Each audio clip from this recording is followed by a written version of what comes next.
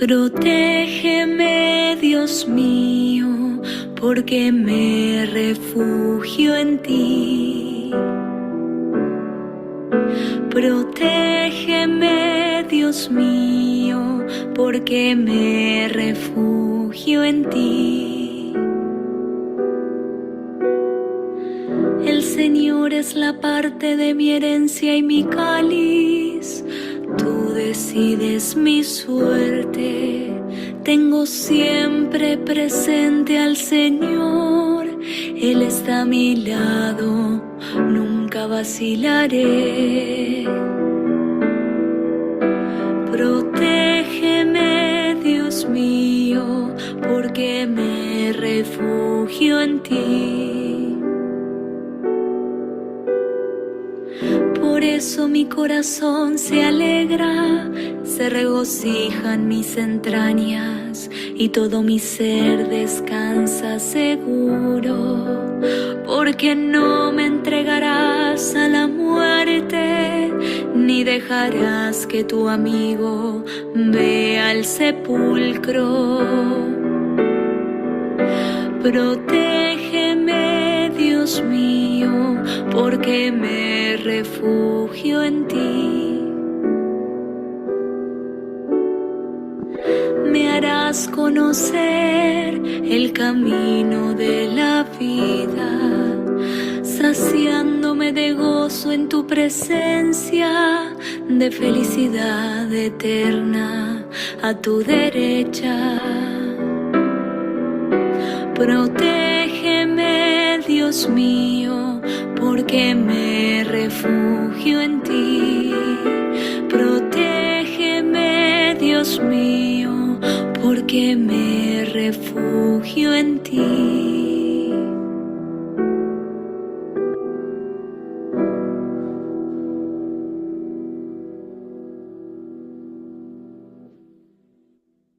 Hola, buenas noches.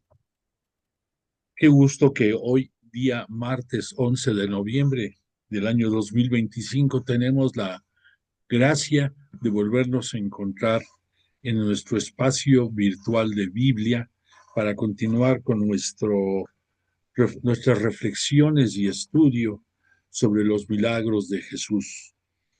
Y vamos a, como todas las sesiones, a comenzar como debe de ser, dándole alabanza y gloria a Dios a través de Jesús de Nazaret, y te invito a que juntos digamos en el nombre del Padre, del Hijo y del Espíritu Santo. Amén.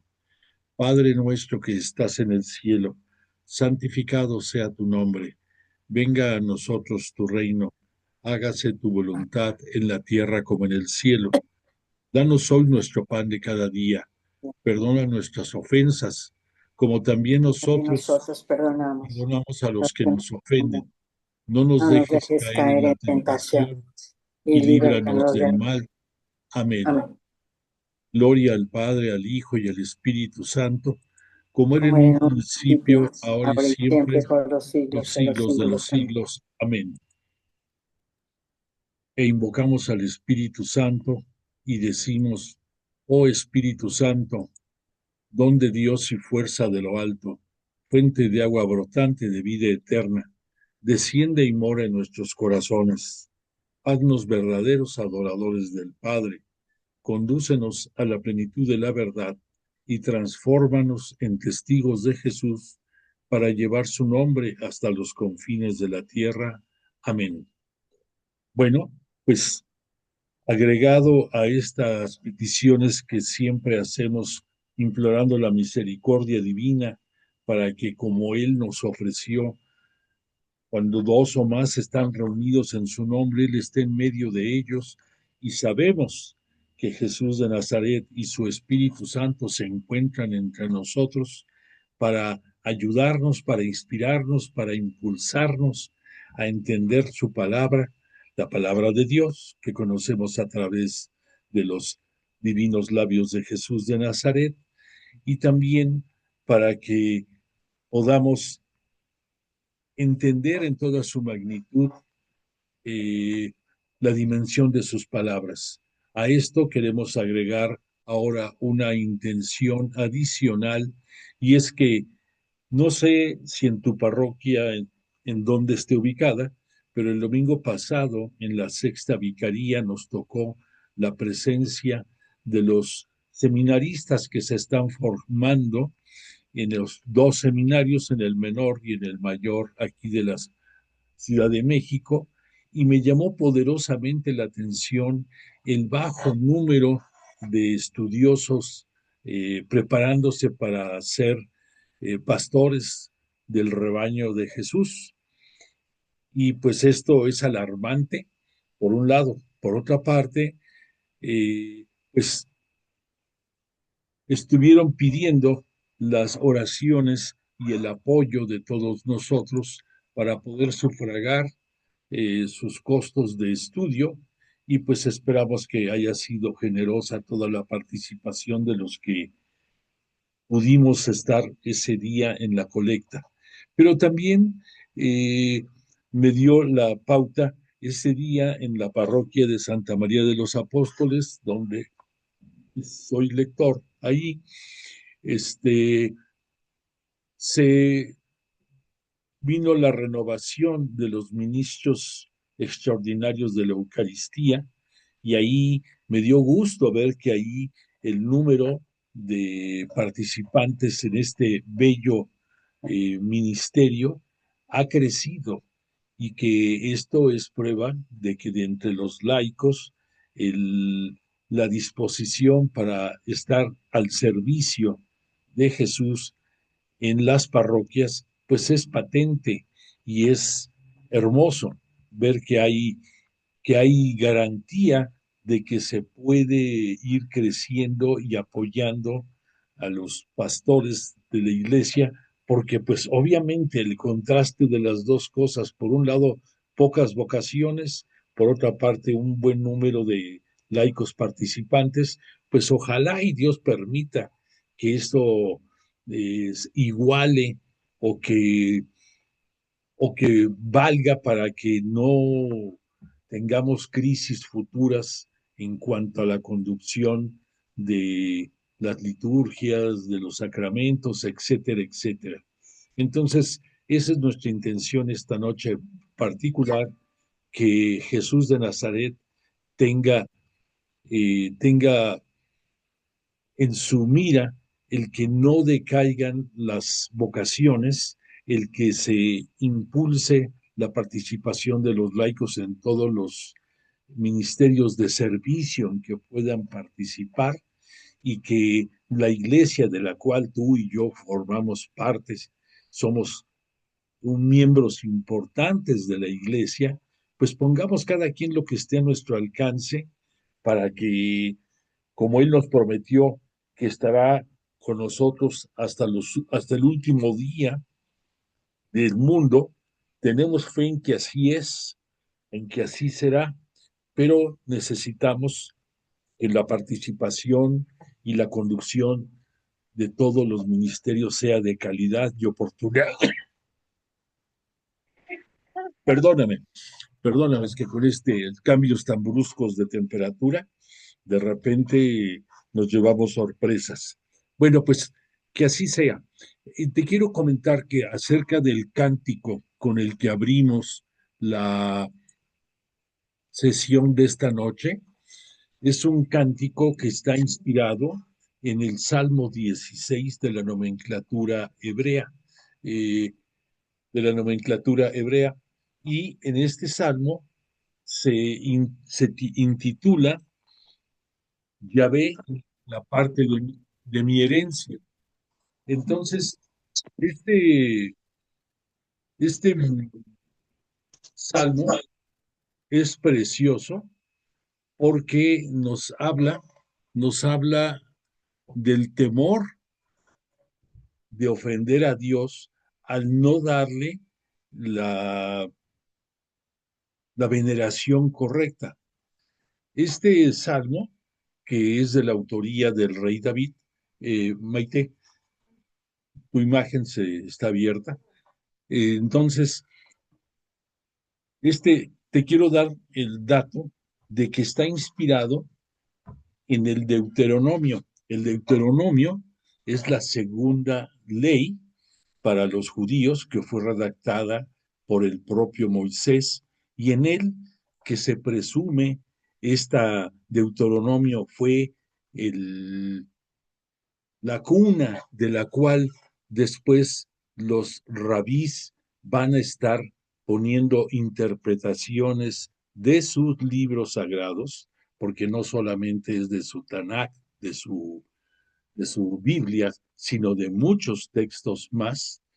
Eh, Ahí se precisaba, ubiquémonos en aquella época, en muchas partes del mundo, de la civilización diseminada por muchas naciones, había culto y veneración a muchos dioses, dioses con D minúscula, dioses de categoría ídolos, pero a fin de cuentas había culto a muchos de ellos.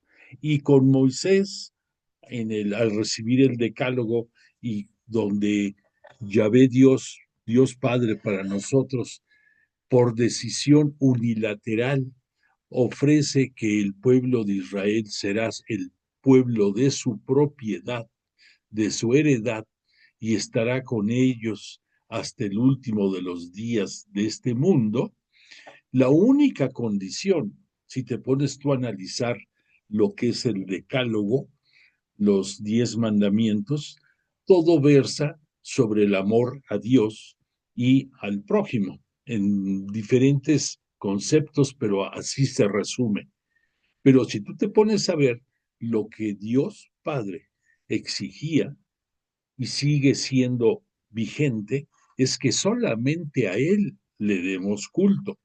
Y sabemos que en ese aspecto, Dios, al igual que su unigénito, Jesús de Nazaret, son celosos y no permiten que tú seas persona de medias tintas. O estás con ellos o estás en contra de ellos. No hay términos medios. Y entonces, eh, ahora que estamos estudiando las actualizaciones de los milagros, aunque esta redacción que te voy a mencionar no es un milagro, pero sí ubícate que lo que te voy a leer ahorita se puede actualizar perfectamente. Lo que te voy a decir son palabras que escribió Moisés más o menos por el año 1220 antes de que viniera Jesús a este mundo. Y dice así, voy a leer un pequeño trozo del capítulo 10 a partir del versículo 12. Cito, y ahora Israel, ¿qué te pide Yahvé tu Dios? Sino que temas a Yahvé tu Dios, siguiendo todas sus directrices, amándolo, sirviéndolo a Yahvé tu Dios con todo tu corazón y con toda tu alma, guardando los mandamientos de Yahvé y sus preceptos que yo te prescribo hoy para que te vaya bien. La palabra hoy es la palabra más representativa de la actualización de la palabra de Dios. Tú escuchas hoy y lo puedes poner que esto se está diciendo de la boca de Dios hoy, día 11 de noviembre del año 2025. Y continúo, mira, de Yahvé tu Dios son los cielos y los cielos de los cielos, la tierra y cuanto hay en ella. Pero solo de tus padres se prendó Yahvé amándolos y eligió a los descendientes que tuvieran. Aquí se está refiriendo a ti, que por el amor de Yahvé, Dios de Dios Padre, hacia tus padres, llegaste tú a este mundo. Circuncidad vuestro corazón y no endurezcáis más vuestra cerviz, porque Yahvé, vuestro Dios, es el Dios de los dioses y el Señor de los señores, el Dios grande, fuerte y terrible, que no es parcial ni admite soborno, que hace justicia al huérfano y a la viuda, que ama al forastero y le da pan y vestido. Amaréis al forastero, porque forasteros fuisteis vosotros en el país de Egipto.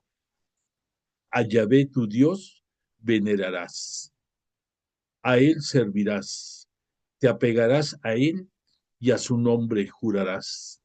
Él es tu alabanza y él es tu Dios, que ha hecho por ti esas cosas magníficas y terribles que han visto tus ojos. No más de 70 personas eran tus padres cuando bajaron a Egipto, y Yahvé tu Dios se ha hecho ahora,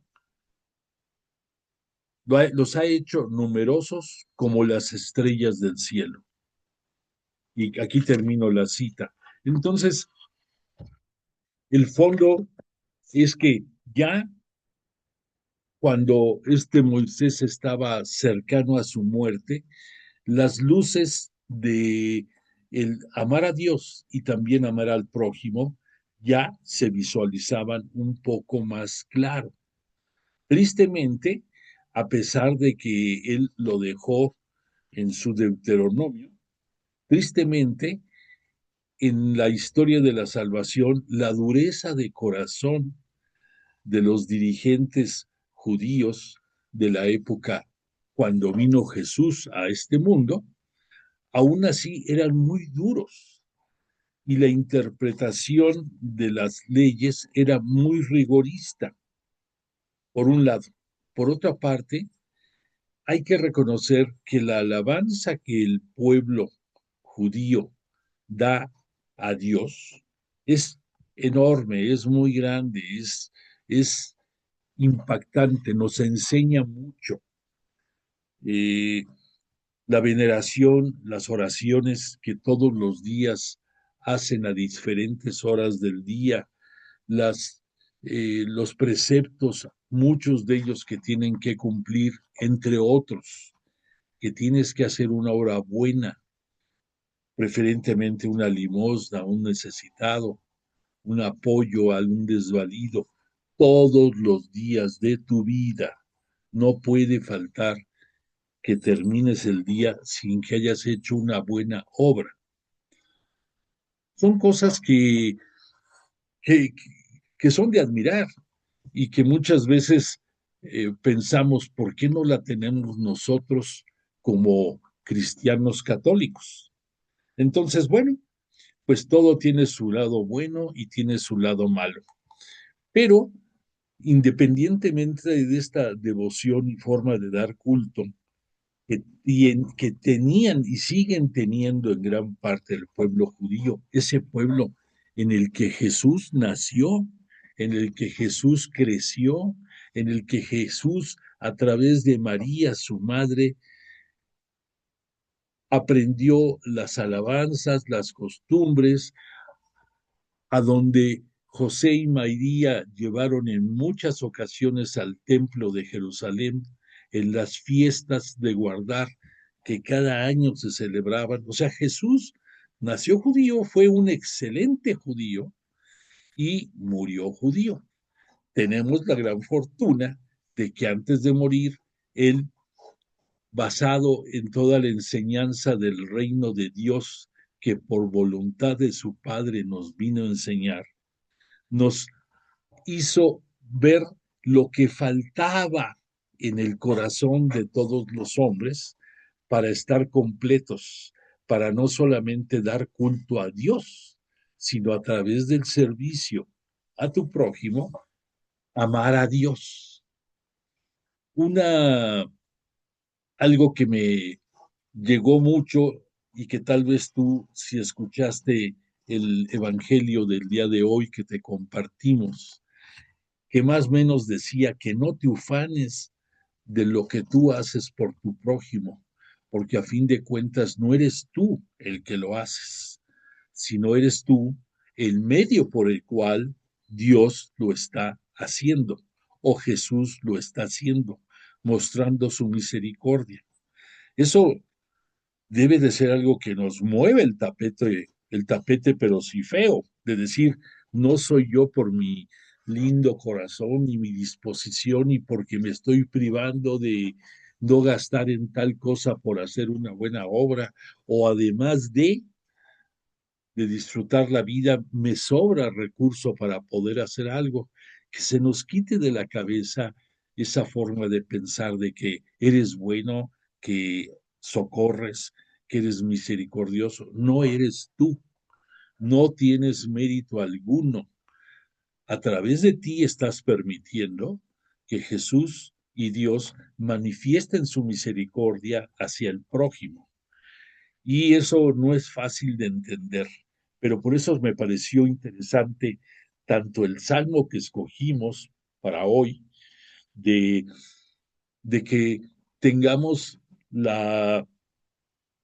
que podamos decir abiertamente, vivo bajo el refugio de Jesús y bajo el refugio de Dios, porque respeto su voluntad, porque respeto sus mandamientos, porque solamente a Dios le doy culto a través de Jesús de Nazaret, porque solamente a Él le debo la vida, le debo todo lo que tengo,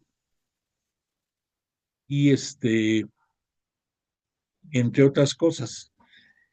Entonces, que lo tengamos muy en cuenta y que tengamos muy en cuenta que ya desde esa época de Moisés se perfilaban las luces de ese cambio tan necesario por el cual vino Jesús al mundo. Recordemos que con este Moisés, la antigua alianza, el antiguo, lo que conocemos nosotros en lo escrito del Antiguo Testamento, que ya lo hemos comentado, por las traducciones en su momento, quedó acuñado en la Sagrada Escritura los nombres de Antiguo Testamento y Nuevo Testamento. Pero realmente, pues creo que no debió haber sido eso. Testamento es una última voluntad de alguien que está por morir y punto, así lo identificamos. Pero es un gran cambio si pensamos en una alianza. O sea, Dios Padre, Yahvé Dios, a través de este Moisés, hizo una alianza con el pueblo de Israel y los hizo propiedad personal de Yahvé Dios, con la única condición, pudiéramos decir, que solo a él le dieran culto. Cuando Jesús de Nazaret viene en los tiempos de la plenitud, era para, por un lado, cerrar la historia de la salvación, para dar fin a ese a toda la enseñanza y a toda la palabra que a través de los profetas y del propio Jesús de Nazaret fuimos conociendo, por un lado.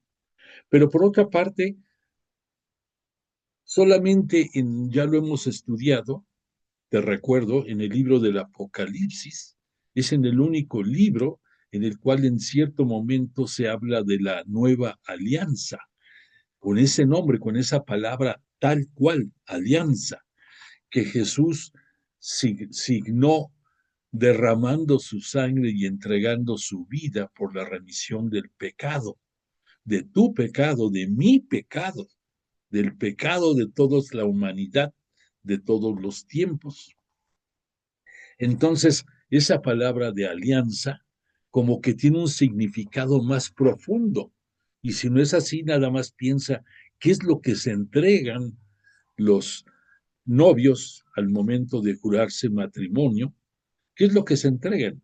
Un anillo, y ese anillo en algunos países, básicamente en España, es muy común.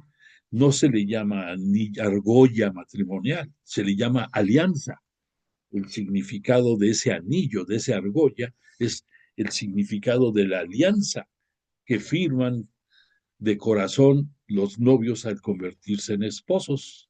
Bueno, pues tú piensas simple y sencillamente, si nosotros, pueblo de Dios, y que gracias a Jesús de Nazaret pertenecemos a la santa y única iglesia cristiana católica y apostólica, somos, a fin de cuentas, esa novia, esa, esa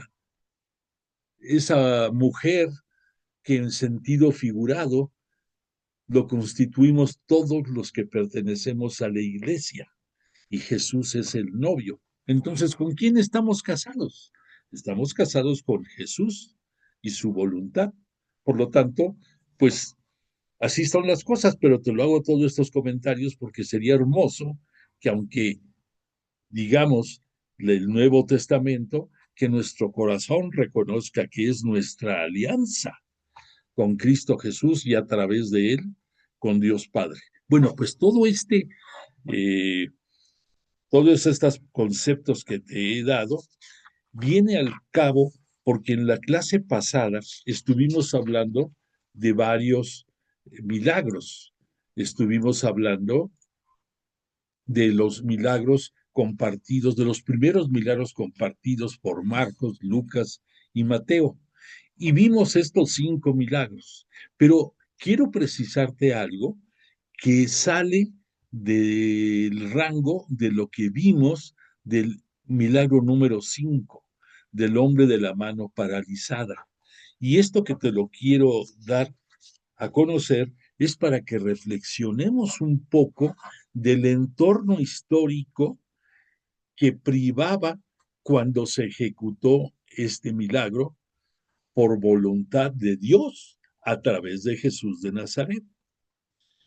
Es importante porque, como hemos dicho, tenemos que analizar los milagros, en primer lugar, el momento histórico en que se realizan. En segundo lugar, el momento en que el escritor sagrado, inspirado por el Espíritu Santo, lo, lo deja por escrito y por lo tanto el mensaje que nos está dando. Y en tercer lugar, la actualización que de ese milagro tú puedas hacer a tu vida cotidiana, a tu vida diaria. Entonces podremos, si cumplimos con esto, entender mejor la misericordia de Dios a través de Jesús de Nazaret y sacarle un mayor provecho. Por lo tanto, te quiero decir acerca del milagro de la mano paralizada, que aquí uno de los puntos fundamentales de cuando se dio este milagro es porque había una controversia entre el quehacer y hacer de los escribas y de los fariseos. Recordemos que los fariseos es una secta dentro del judaísmo que,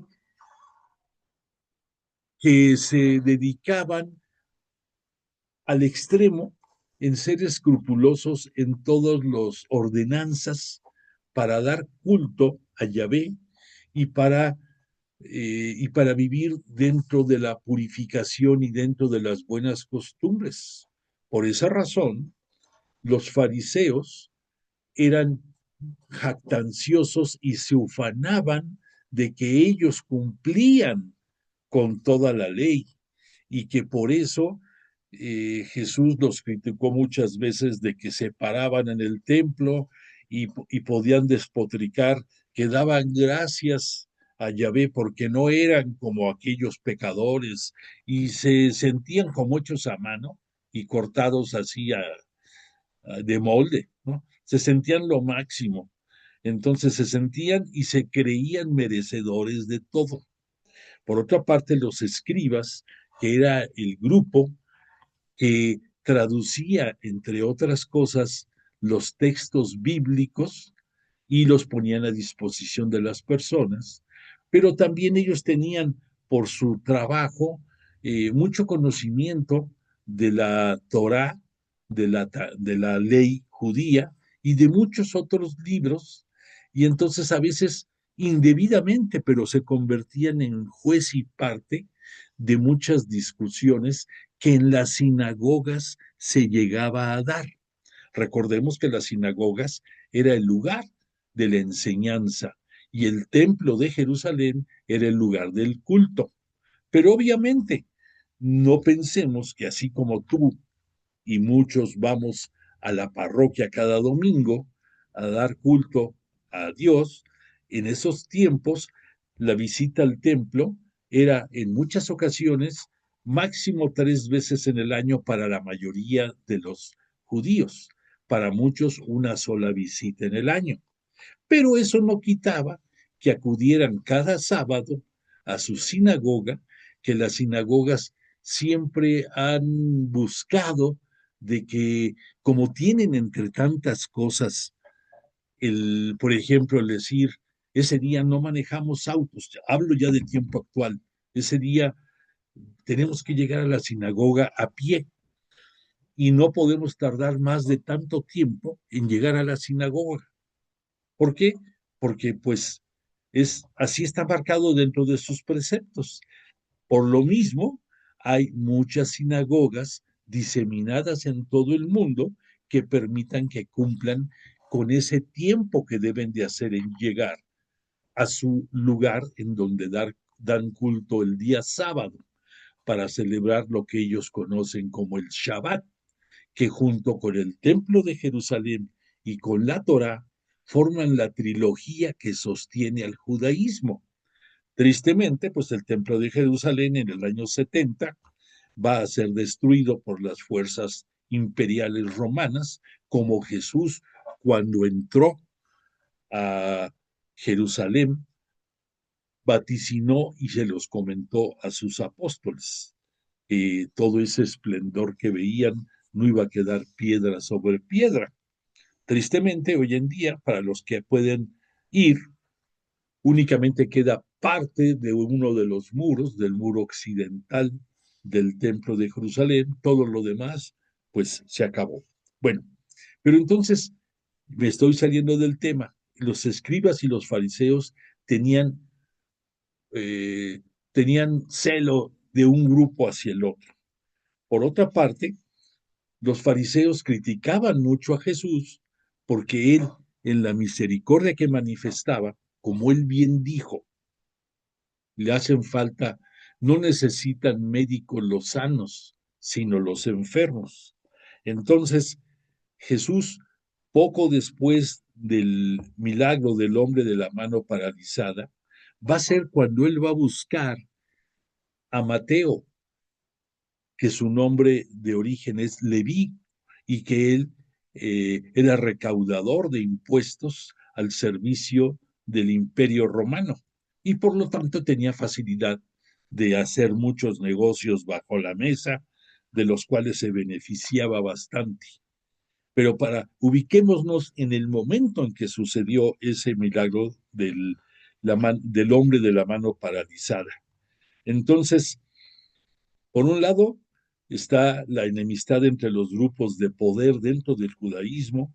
Por otra parte, la intención de Jesús de acercarse a los pecadores, en este caso pensando en Mateo concretamente, y que nos citan que después de esto milagro más o menos, Jesús le va a decir a Mateo, lo va a invitar a que sea parte de su grupo. Y Mateo va a aceptarlo y se va hasta justificar diciendo que si ha hecho daño a algunos por medio de la usura, les compensará y que va a repartir gran parte de su dinero entre los necesitados y que va a ser un banquete y que invita a Jesús a que participe en él. Y ahí los fariseos le van a criticar muy feo a Jesús porque dicen, este convive con los pecadores. Y ahí se presume que fue el lugar en el que también llegó la mujer que le empieza a derramar perfume de nardo a Jesús, probablemente fue en ese momento, y le seca con su cabello sus pies a Jesús, etcétera. En fin, muchos detalles que era motivo de escándalo para los fariseos, a tal grado que cuando se desarrolla este milagro del hombre de la mano paralizada, estaban en la sinagoga muchísimos fariseos y escribas, pero sobre todo los fariseos, con el único fin de ver si en sábado Jesús hacía una obra de bien, una curación, una sanación. Y por lo mismo, este Jesús los va a increpar y les va a decir, que el sábado ha sido instituido para el hombre y no el hombre para el sábado, en pocas palabras. Que el Hijo del Hombre, refiriéndose a la expresión que él mismo se decía para identificarse, dice, el Hijo del Hombre también es Señor del sábado.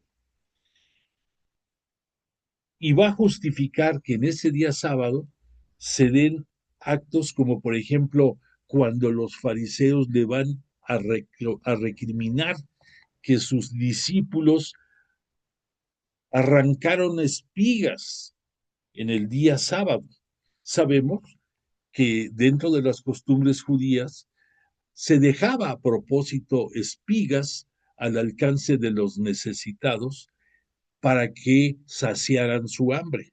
Pero no les importaba que saciaran su hambre, sus discípulos, sino que lo hicieran en sábado, que no tiene que haber ninguna actividad relacionada con trabajo. Por lo mismo, va a llegar un momento en que el propio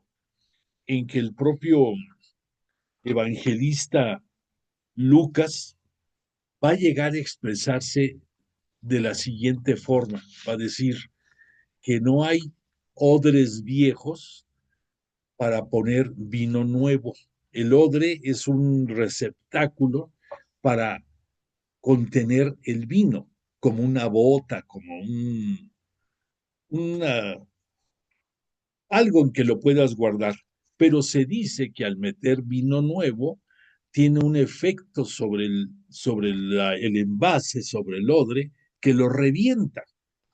Entonces, aquí vemos una dualidad de interpretaciones, porque por un lado Lucas dice, no hay dice, para un vino nuevo, un odre nuevo, y se refiere pensando en Jesús de Nazaret, que si va a venir para darnos una nueva enseñanza, requiere que el envase que contenga esa enseñanza sea el adecuado, sea el apropiado. Interpretémoslo en que los dirigentes religiosos judíos tienen que cambiar su forma de pensar para poder aceptar las enseñanzas de Jesús. Por otra parte, también lleva esto a pensar, según Lucas, dice, si tú pruebas un vino nuevo y tú pruebas un vino viejo, un vino añejado, lo más seguro es que te decidas por seguir bebiendo del vino antiguo, del vino añejado. ¿Por qué? Porque es más agradable al paladar.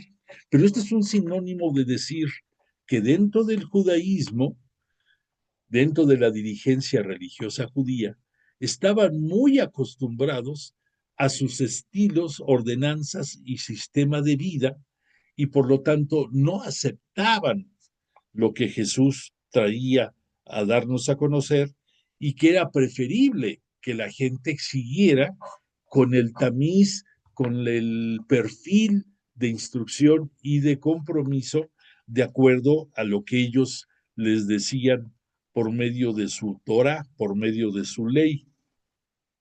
Por lo tanto, todo esto que te estoy diciendo llega el punto en que Jesús, después de que les recriminó al grupo de los fariseos, llega un momento en que vuelve a entrar a la sinagoga, lo cual nos hace pensar que parte de la discusión de qué se podía y no se podía hacer en sábado se desarrolla fuera de la sinagoga.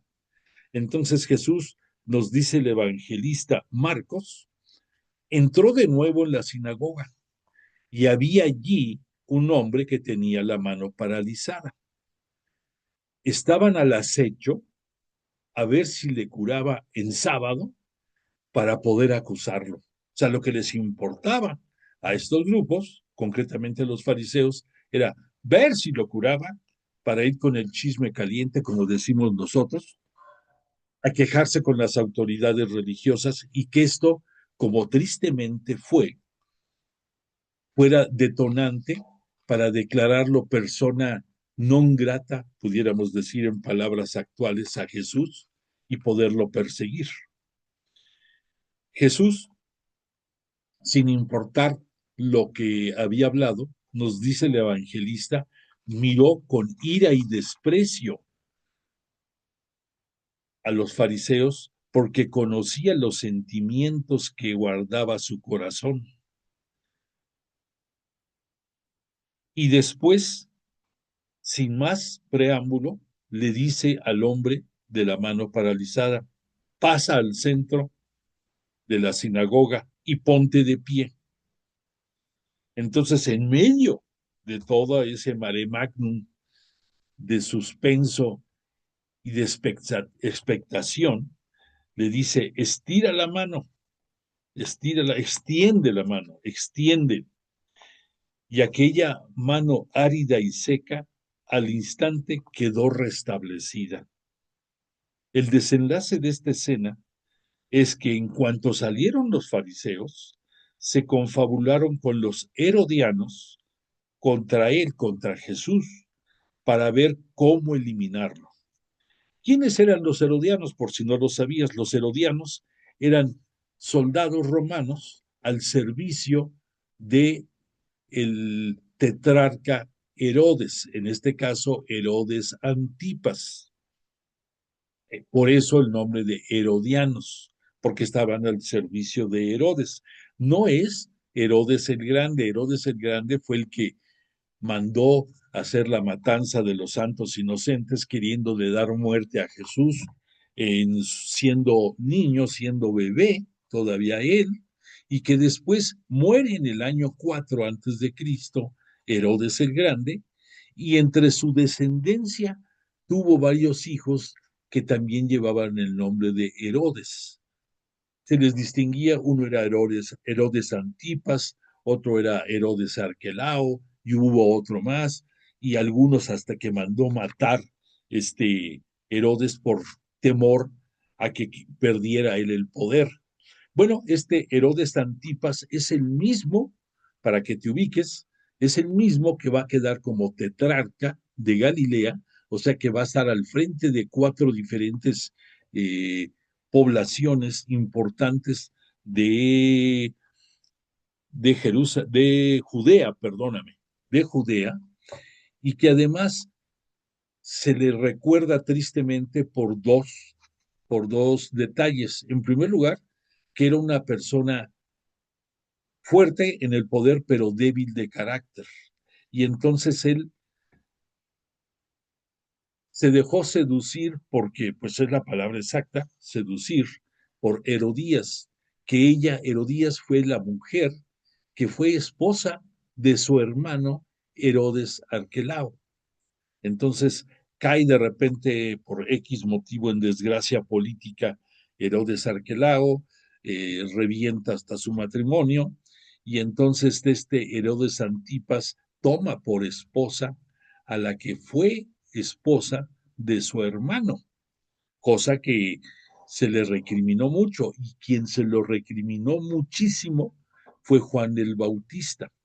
Por esa razón, aunque Herodes Antipas tenía simpatía y le gustaba hablar con Juan Bautista, Herodías no se lo perdonó porque le criticaba a Herodes Antipas el, el acto, el pecado de haberse tomado por mujer a la que era esposa de su hermano, independientemente de que te voy a decir otra cosa.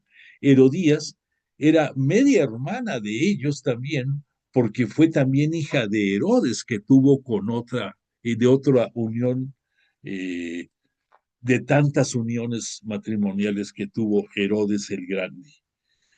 Bueno, eso para que te ubiques. Y tristemente, te recuerdo que la hija de Herodías, de nombre Salomé, una una joven escultural y de bello cuerpo y agraciada, en una de las fiestas de Herodes Antipas, baila para la pareja de su madre, para Herodes.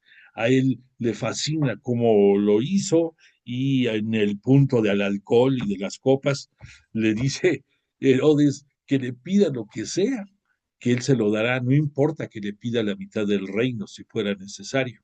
Y entonces esta niña, Salomé, le dice a su mamá, oye, ¿qué le pido a, a tu galán, a Herodes Antipas? Y le dice, pídele la cabeza de Juan el Bautista.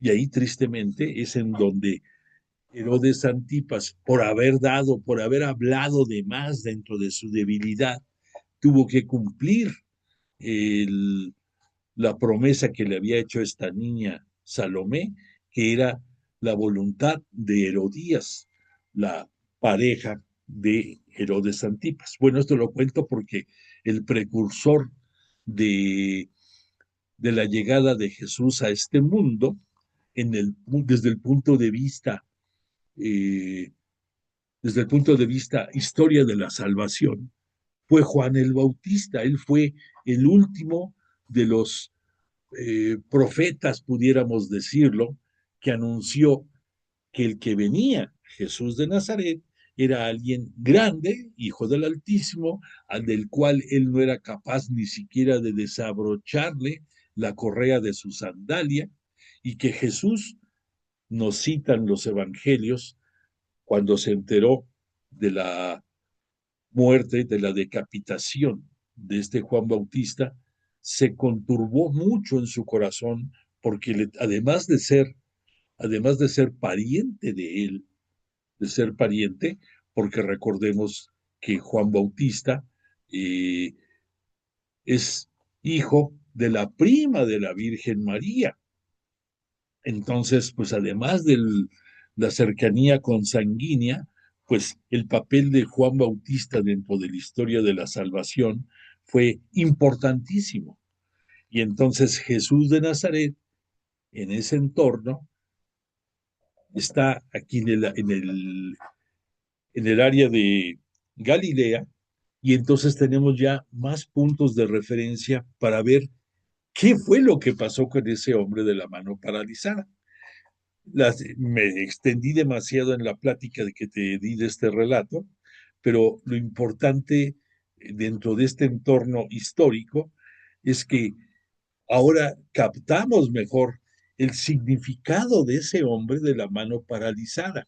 Es el reflejo de esa saturación de preceptos, de reglamentos que las autoridades religiosas judías tenían sobre el pueblo y que desvirtuaban también lo que Jesús era su día a día, de ser misericordioso con los necesitados, de sanar a los desposeídos y a los necesitados de paz. Y entonces en ese momento es cuando se da este milagro, porque pues tiene una característica muy diferente a lo que habíamos visto con los otros milagros, que era actuar contra las fuerzas del mal, como en el primer milagro, un exorcismo para sacar al demonio de una persona, que en el caso de la suegra de Simón Pedro, pues era la misericordia para que esta mujer, que por el hecho de ser mujer no tenía mucha atención para los judíos, para Jesús le tiene misericordia y sin que nadie se lo pida, la cura, la sana. Y además era un motivo para que en sus discípulos que empezaban a seguirle, naciera la fe en ellos. Que en el caso de la curación del leproso es lo mismo, es un acto, un signo poderoso que Jesús hizo para que toda la población tuviera fe en él, que actuaba a través de la misericordia de su Padre. Pero así era. Y en el caso número 4 del paralítico y el perdón de los pecados es el culmen de la fe que tienen los amigos de este pobre hombre que estaba paralítico y que gracias a esa fe también Jesús lo cura. Pero, repito, en este punto número 5, el concepto histórico era totalmente distinto e importante para poder entender los siguientes milagros que tenemos para esta noche. El primero de ellos No sé si en este, déjame ver si aquí tengo, no, no lo tengo aquí, pero déjame ver para que nos podamos ubicar. Ya sabes de qué vamos a hablar. Con esta lámina es más que suficiente. El siguiente milagro que vamos a abordar esta noche es la tempestad calmada. Esta tempestad que tanto Marcos, Mateo y Lucas nos lo citan, que cada uno va a resaltar determinados momentos y frases de parte de Jesús, pero los tres van a coincidir en que la vocación y la misión de los 12 discípulos, de los 12 apóstoles que van a surgir de los discípulos de Jesús, necesitan seguir reforzando esa fe en el Maestro. Y entonces hay 4 milagros de Jesús que llevan ese sello particular para acrecentar la fe entre sus discípulos. El más impactante de estos posiblemente sea este que conocemos, la tempestad calmada. ¿Por qué? Porque la fama de Jesús había corrido por todas partes. Él, dentro de sus enseñanzas en el día y con las curaciones en las tardes de los necesitados, se había ganado no solamente a la gente de Galilea, sino que su fama había ya trascendido a muchísimas áreas de Judea y de Jerusalén concretamente. Y entonces, este Jesús, después de su actividad taumatúrgica, que recordemos que taumatúrgica significa el ejecutar, el hacer milagros, como signos y como medios para salvar y dar paz a la gente, en pocas palabras. Entonces decide ir al otro lado de la ribera del lago de Tiberíades o el lago de Galilea, es el mismo. Entonces ubiquémonos.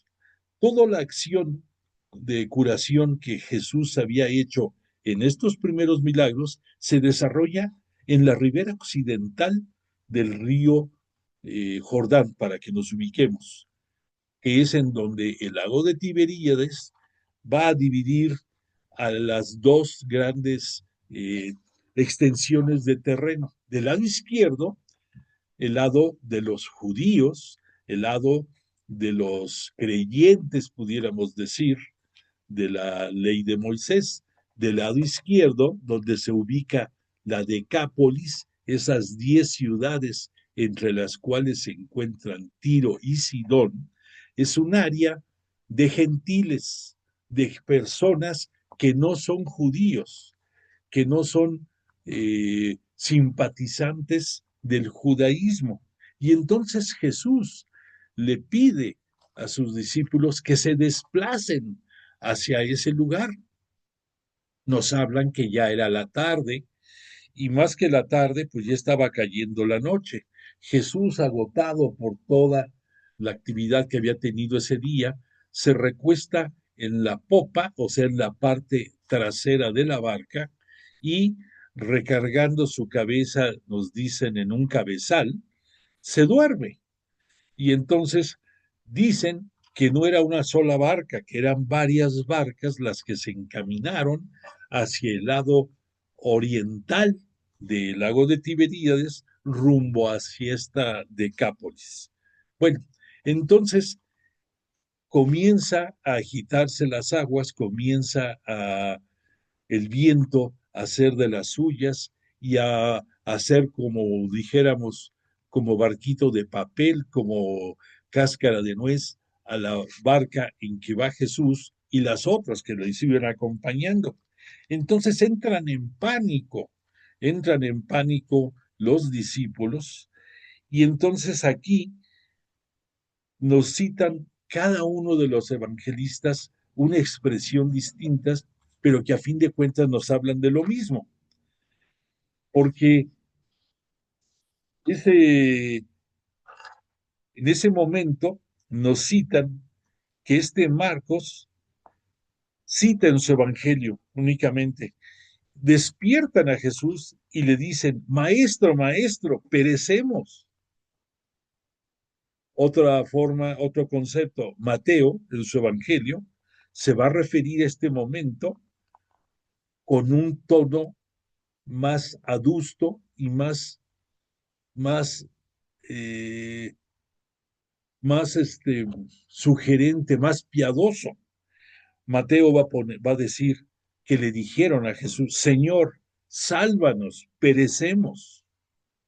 Y en el caso de Lucas, Lucas va a decirle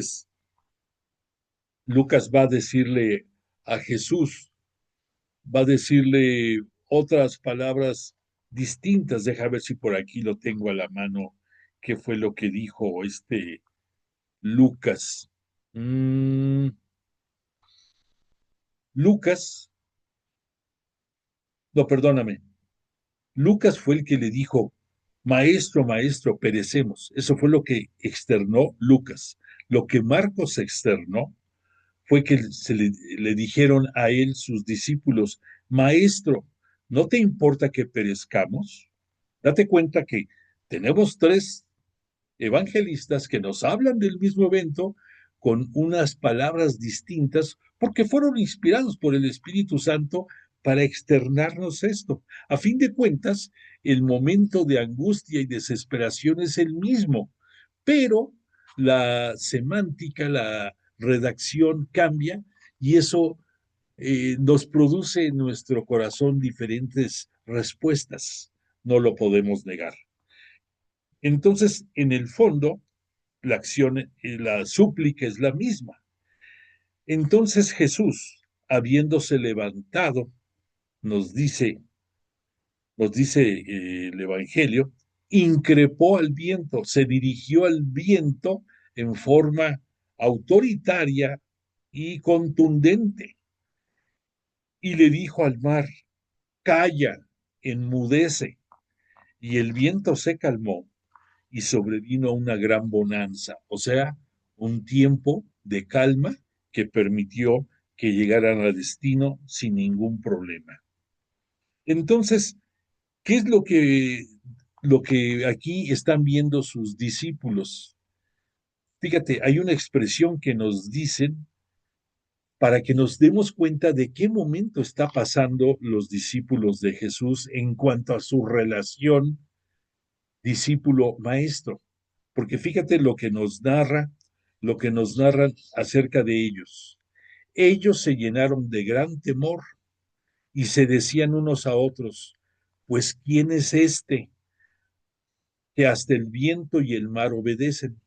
Al decirle quién es este, nos está dando la pauta de que todavía no tiene la cohesión el grupo de discípulos que se va a dar más adelante, que todavía se refieren a Jesús con quién es este, ni siquiera quién es Jesús o quién es el maestro, no dicen maestro, no dicen Jesús, sino quién es este, lo cual nos habla de la necesidad que tenían de formación y también de fe en Jesús. Pero esto les mueve el tapete así, como dijéramos, gachamente, o sea, tremendamente, porque dicen, cómo hasta las fuerzas de la naturaleza le obedecen.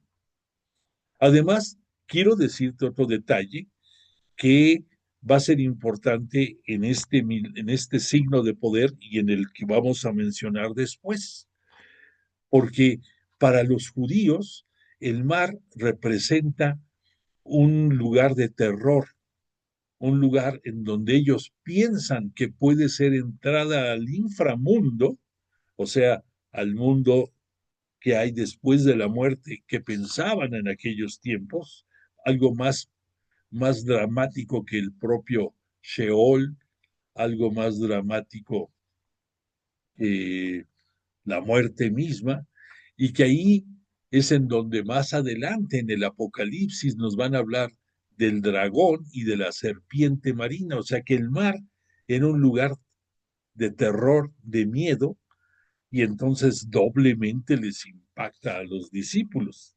¿Por qué? Porque Jesús tiene poder sobre la naturaleza. Y entonces por eso la necesidad de fe que tenían ellos, pues Jesús se las va a dar con su forma de operar este signo de poder. Además, sabemos perfectamente, nosotros estudiosos de la Biblia, que Jesús conoce hasta lo último de nuestro pensamiento. Y la expresión de que él dormía en la popa y que después se incorpora, se levanta, tiene un significado también teológico profundo, porque al igual que cuando Jesús estuvo en la cruz, alzado en la cruz, y que ahí todo mundo lo contemplamos y lo seguimos haciendo hasta nuestros días, en este caso va a ser el mismo efecto entre sus discípulos. Está dormido, pero se levanta, y al levantarse cobra toda la fuerza necesaria para ejecutar la voluntad del Padre a través del milagro que está realizando, y al mismo tiempo sirve de catequesis para que sus discípulos crezcan en fe hacia Él. Este signo de poder eminentemente tiene un énfasis cristológico, soteriológico. Esa palabra soteriológico significa estudio de los milagros. La soteriología es el estudio de los milagros de Jesús. Y catequético, porque va a dar una enseñanza a sus discípulos. Y va a ser importantísimo para enriquecer el conocimiento de la futura iglesia, que podemos compararla con esta nave en la que Jesús está a bordo, la guía y la defiende, aun cuando parezca que está ausente o dormido. Los evangelistas nos hacen ver que Jesús favorece a su iglesia futura, que es esa nave que navega por los mares de día con día hasta llegar a buen puerto, y del cual, con el paso del tiempo, vamos a ver que la asistencia de María va a ser vital para hacer ese faro que nos lleve a buen puerto. Bueno, después de que pasó esto, dices, llegaron a la otra orilla. Y entonces, en esa orilla va a suceder otro signo de poder de parte de Jesús. ¿Por qué? Porque nos citan los evangelios también a través de Marcos, de Mateo y de Lucas. O sea que ubiquemos, ¿no? Esto lo citamos como un milagro de, de triple, de triple presencia, o de triple divulgación de parte de los evangelistas, porque los tres lo citan.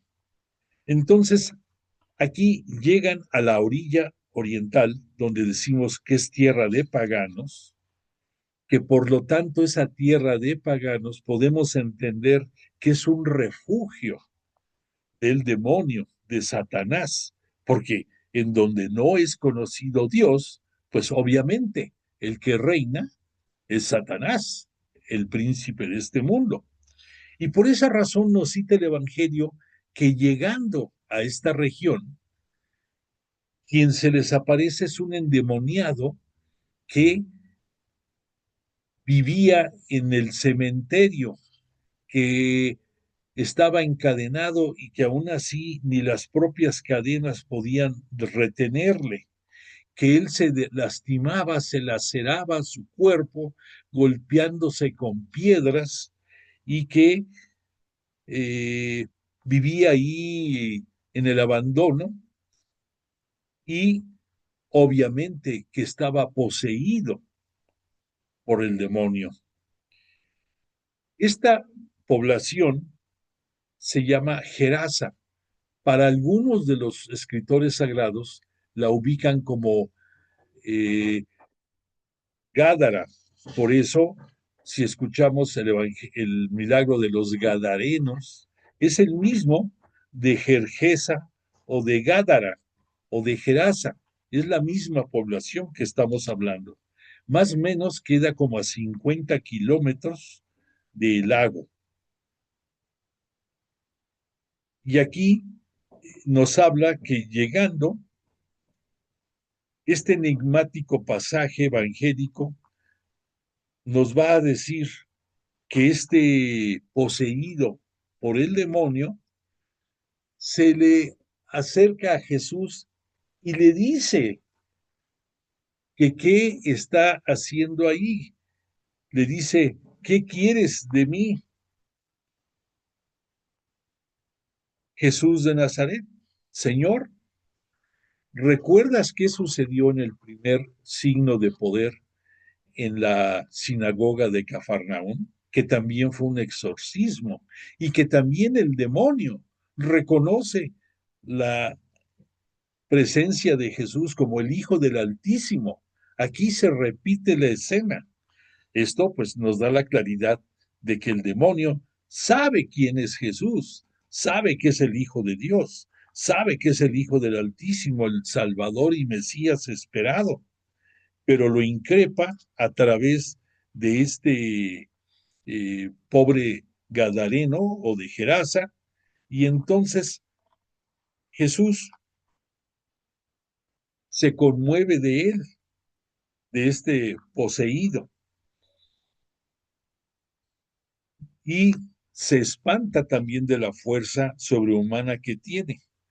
Reconoce que es un desecho de la humanidad, este pobre hombre que está mal vestido, que no tiene alimentación buena, que se la pasa en los sepulcros y en los montes, gritándose y lastimándose con piedras. Al ver de lejos a Jesús, repito la escena, corre y se postra ante él y grita con alta voz, ¿qué tengo yo contigo, Jesús, Hijo del Dios Altísimo? Te conjuro por Dios que no me atormentes. Es él, es que él le había dicho, espíritu inmundo, sal de este hombre. Jesús se dirige a él y le dice, y dice en alta voz, no en alta, con voz alta, perdón, espíritu inmundo, sal de este hombre.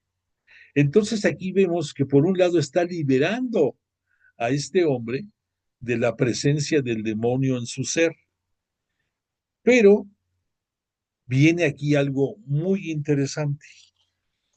Esta persona, este poseído, le dice a Jesús, has venido aquí para atormentarme antes de tiempo. Aquí está gran parte de la clave de este signo de poder. ¿Qué significa eso de antes de tiempo? Antes de tiempo puede referirse a la implementación del reino de Dios, ya sea definitivamente cuando venga la parucía o ya sea inicialmente cuando venga la resurrección de Jesús. El envío del Espíritu Santo también en Pentecostés, esos actos que se van a ir dando dentro de la naciente Iglesia Cristiana Católica, cuando sea el momento de la Pascua de Jesús y los tiempos que le siguen. Y entonces Jesús lo increpa, o sea, le habla a este desposeído, porque ya le sacó el demonio, ya se lo sacó, pero le pregunta, ¿cuál es tu nombre? Y él le contesta, mi nombre es Legión, porque somos muchos. Y le suplicaba con insistencia que no los echara fuera de la región. Fíjate, o sea, esta persona le dice, somos legión. Legión sabemos que es un grupo militar conformado por 6 centurias. Los centuriones por eso dirigían a un grupo de 100 elementos. Y cuando se juntaban 6 centurias, se le conocía como una legión, 600 hombres. Entonces, este personaje, que no sabemos su nombre, Le dice, me llamo Legión porque somos muchos. Y le suplicaba que no lo atormentara antes de tiempo. Jesús le preguntó su nombre, pero le dio esta respuesta. Entonces aquí queda evidente que los demonios estaban en posesión no solamente de este hombre, sino de muchísima gente de esa región de gentiles que no conocían la ley de Moisés, que no sabían del judaísmo y que en su momento Jesús acudió allá por compasión. Pero aquí viene otro punto interesante. Le pide a este hombre que por lo menos permita que se introduzcan en puercos, en cerdos que están allí junto a ellos. Y Jesús se los permite. Dice, hay una gran piara, o sea, un conjunto de puercos, que pasían, o sea, que comían al pie del monte, y le suplicaron, envíanos a los puercos para que entremos en ellos. Y Jesús se los permitió. Entonces los espíritus inmundos salieron y entraron en los puercos, y la piara, que eran unos 2000, fíjate la cantidad, 1000 sinónimo de una gran cantidad, y dos, pues es el número que se utiliza para garantizar que un testimonio es verdadero. Entonces, ¿cuántos eran en realidad? No sabemos, pero simbólicamente son 2000. Estos puercos ya poseídos por los demonios se arrojan al mar desde lo alto del precipicio y se fueron ahogando poco a poco en el mar.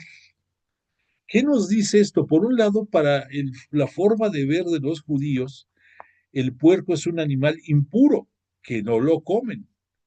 Y entonces, pues aquí nos está dando una de las razones por las cuales es un animal impuro.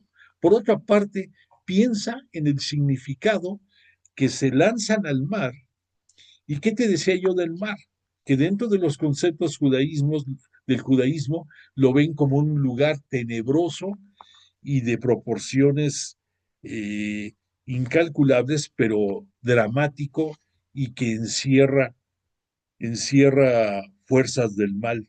Pues simple y sencillamente que estos puercos se ahogan en el mar. Nos ayuda a reforzar esta idea.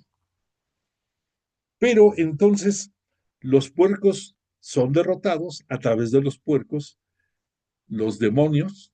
Este hombre es, después de practicársele el exorcismo de que Jesús le saca al demonio, entonces viene el desenlace de la historia. Por un lado, la gente de la región que se entera de lo sucedido se espanta de lo que Jesús hizo y le pide que se retire, que se vaya de ahí, que no es bien recibido.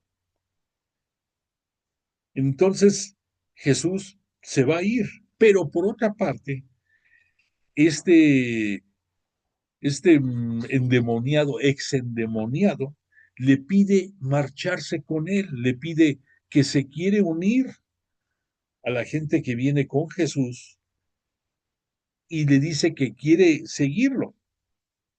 Pero Jesús no le concede esta gracia.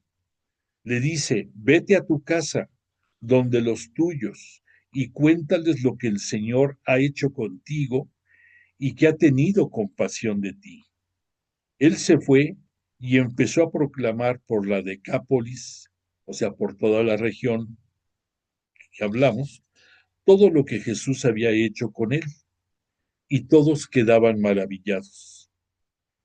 ¿Por qué crees tú que Jesús no le permitió seguirlo? ¿Qué te imaginas? ¿Y por qué la petición de él que se fuera a su casa y que les contara lo que había sucedido? El relato contaba el exorcismo que Jesús había realizado en esta zona de Gerasa Por otra parte, el exendemoniado, que le pidió el privilegio de ser admitido entre su grupo de discípulos, no lo logró.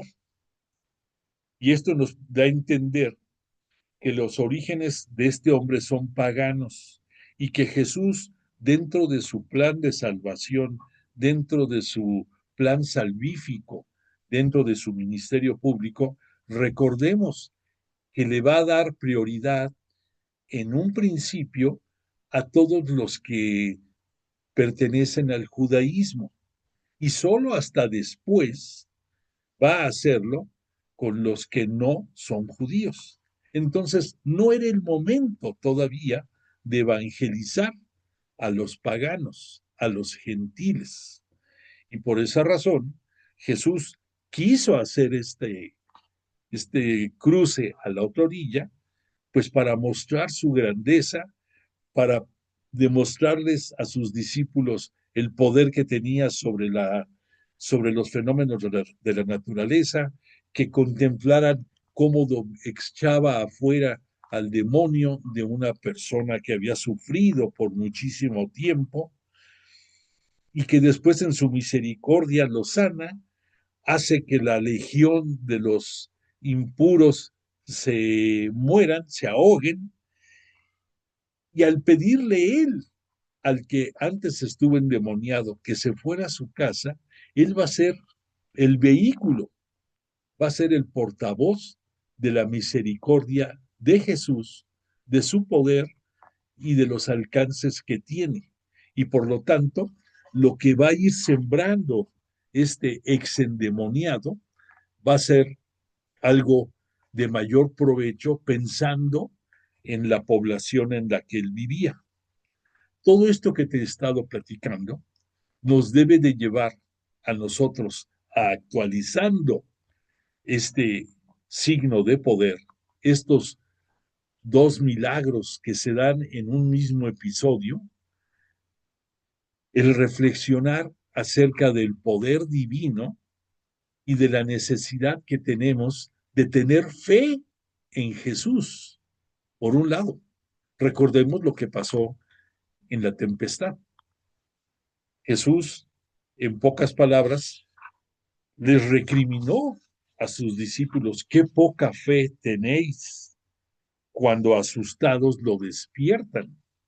Él, claro que sabía que iba a pasar eso, pero lo que les quiere dar a entender es que si tú estás con Jesús, se los dijo a ellos, y él a través de este episodio te lo dice a ti ahora: si tú estás con Jesús, está con él con una fe a prueba de todo, con la certeza de que nada te va a pasar porque estás, como vimos en el salmo de esta noche, en la apertura de la clase, vimos que el que se refugia en el Señor está protegido por Él. Entonces, todo lo fuimos armando para que te quede muy claro a ti que debes de tener una fe a prueba de todo en Jesús y por Jesús en Dios Padre. Además, nosotros ya, con el paso del tiempo y con la misericordia que tuvo Jesús de que su madre es, por misericordia de él, madre también nuestra, estamos cobijados por ella, y ella es el faro de luz que guía a esa barca que es la iglesia. Y al decir iglesia no solamente es el concepto jurídico, el concepto legal, el concepto religioso, sino la iglesia somos todos nosotros, tú, yo, tus hijos, tus hermanos, tus vecinos, los que profesamos la fe cristiana católica. Todos somos hijos de Dios. Bueno, aunque no fuéramos cristianos, seríamos hijos de Dios. Pero si somos bautizados, pues doblemente somos hijos de Dios, de Jesús y del Espíritu Santo.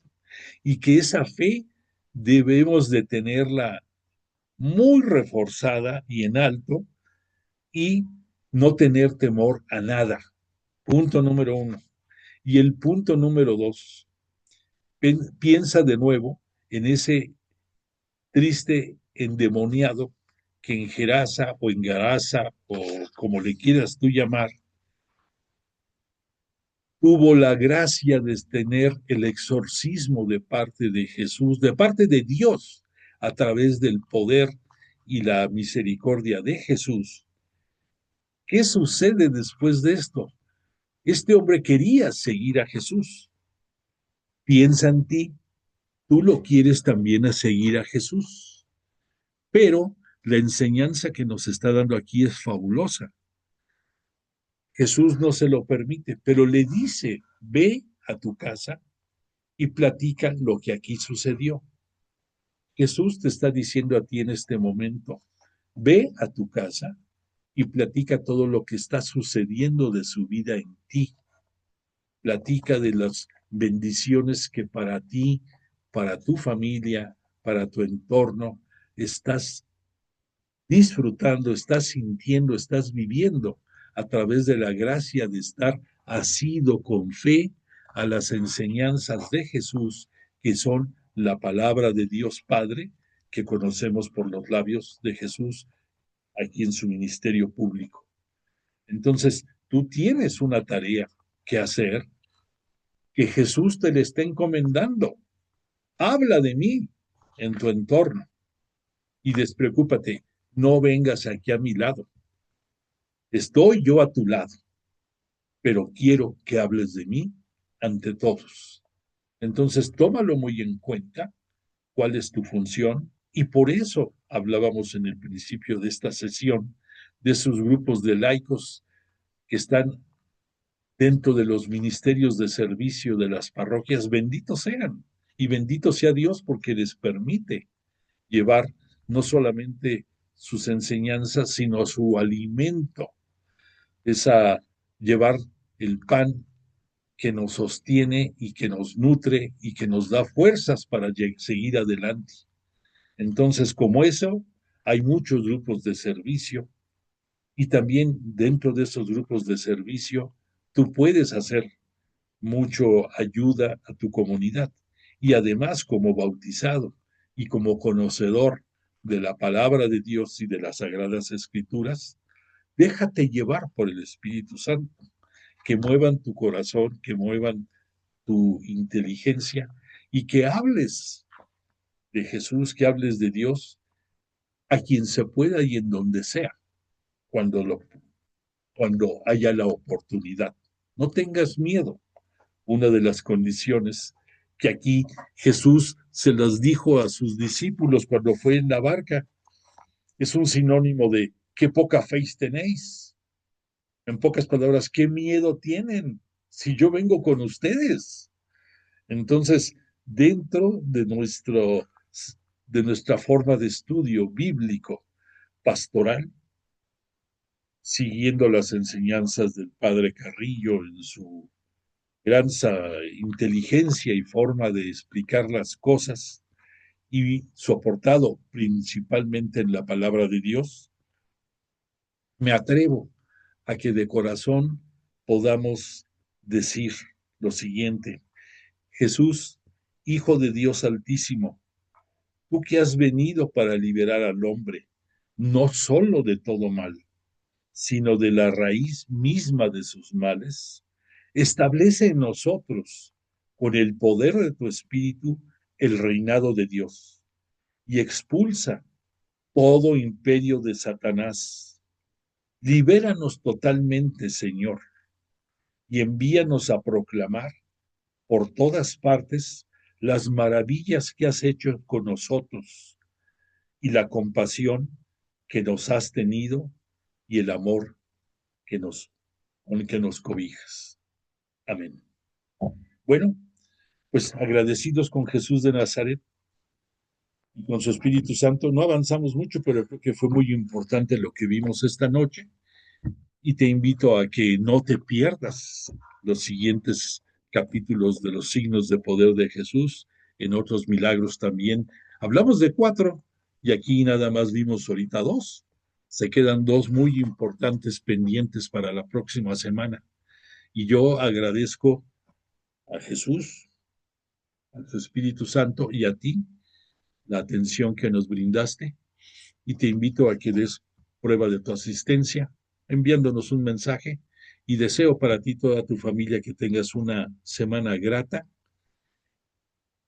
llena de realizaciones, de salud y sobre todo de mucha paz. Te pongo la canción de cierre y deseo que tengas una bonita noche.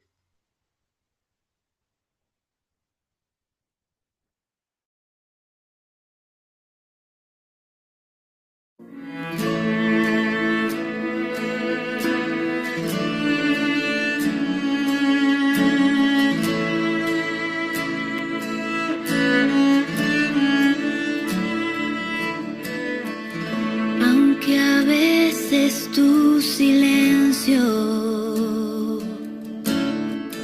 me parezca irreal, sé que aún así me hablas y mucho quieres enseñar.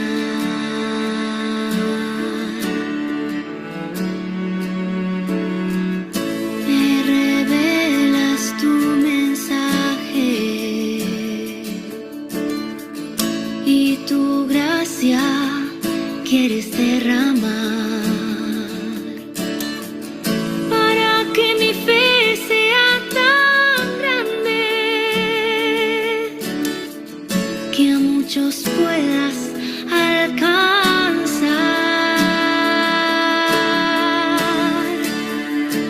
Y así podré en tu nombre interceder.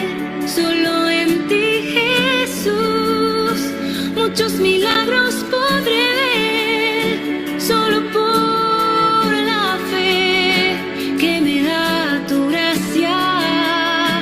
En tu nombre, Jesús, por otros podré interceder.